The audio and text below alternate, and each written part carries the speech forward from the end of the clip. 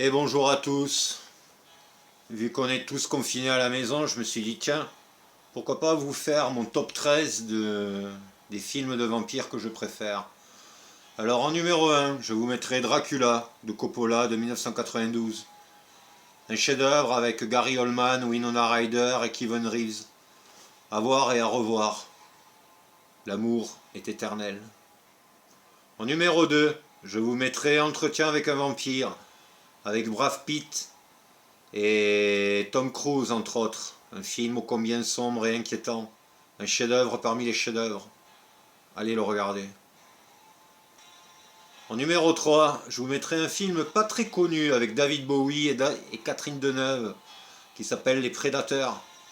Un film très sombre aussi. Magnifique chef-d'œuvre. Regardez ça. Numéro 4, je vous mettrai Une nuit en enfer, bien sûr. Complètement magnifique ce film. Comment parler d'un film de vampire sans le merveilleux ô combien numéro 5 Blade et Wesley Snipes, le Dirnambule.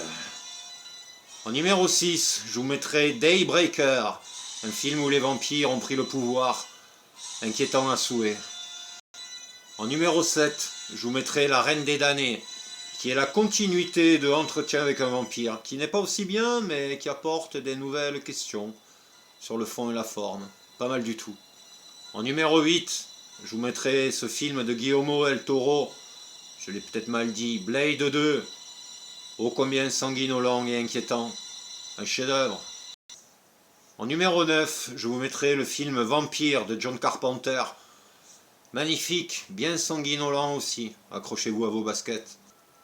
En numéro 10, je vous mettrai un de mes films préférés de vampire, qui n'est pas du tout connu, de 2002, qui s'appelle Le Règne des Ténèbres, qui au premier abord est filmé un peu comme un nanar, mais qui a un potentiel très profond.